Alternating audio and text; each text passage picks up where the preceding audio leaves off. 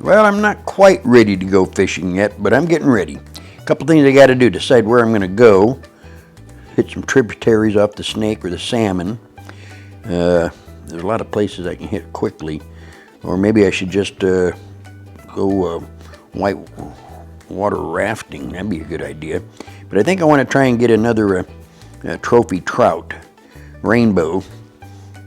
Could, of course, go and find some Chinook salmon. That'd be all right.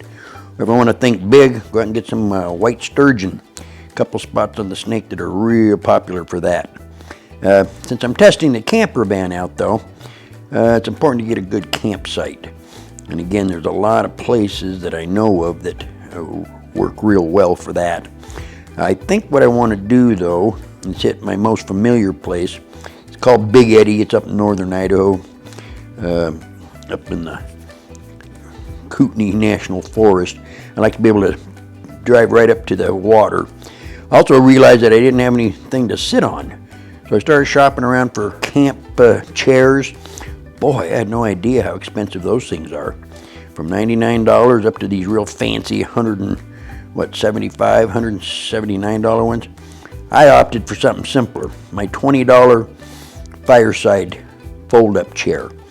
Easy plans, easily done, quickly built, durable. So I'm using a 2x2 redwood and a couple very cheap cedar plank fencing panels. So just a matter of getting everything cut exactly right. 4 different lengths of the 2x2 redwood, a couple pieces of 1x3, and the real key here is making sure the cedar planks are cut exactly the same length. So I'm going to go ahead and use my miter gauge extension with the stop block. This will ensure that every piece is exactly the same length. You set it one time, just like I'm doing here, and I fine-tune using the quill action on the saw blade. It's just a matter of cutting all your pieces at one time.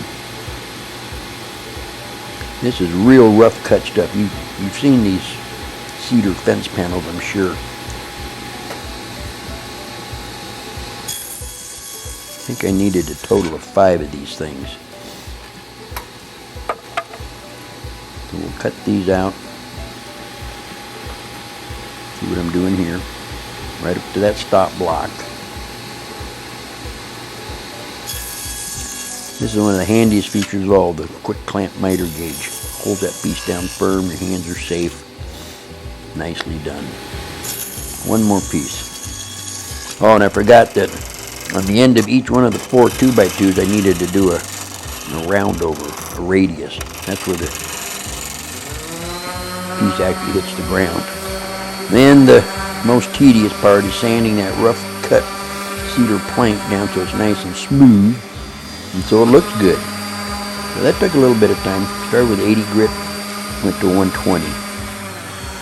After I did that, I go ahead and hit the 2x2 redwood with some 122. Then it's time for assembly. I'm going to glue and screw all of these things. You have to pre-drill everything in this softer material too, or you're going to have all kinds of problems with splitting. So that's what you see me getting ready to do here. Pre-drill. I think I'm using 1 3/4 inch deck screws basically.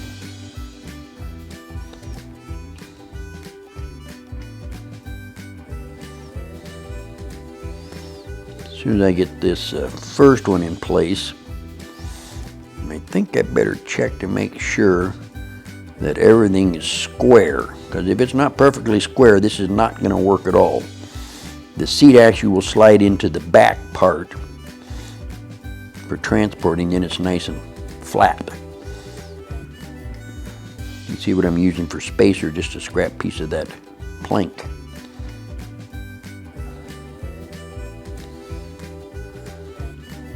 One right after the other. Did the same thing on the seat portion. So this is the real test. Is it square? Will it all fit in? Ta-da! It fits good. Lightweight, durable, nice and flat and flush, easy for transporting, not going to take up a lot of room.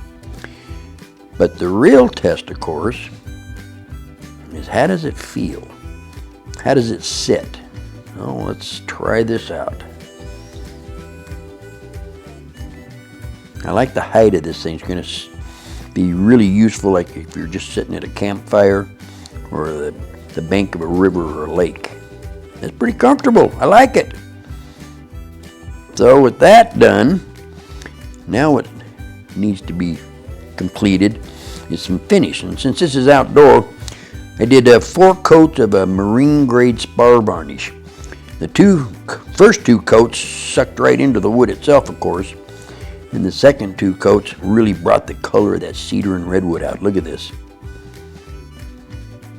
That's pretty, isn't it? So here's before the finish. Here's after the finish. Isn't that pretty? I like it. Now it's a matter of loading her up. Decide which direction we're going to head up. And we'll be off and fishing in no time. Can't wait. This is going to be a fun trip. It'll also be where I show you the camper van in total. Hope you liked this video. If you did, like and subscribe. And like I say, stay tuned for the camper van reveal. See you next time, everybody.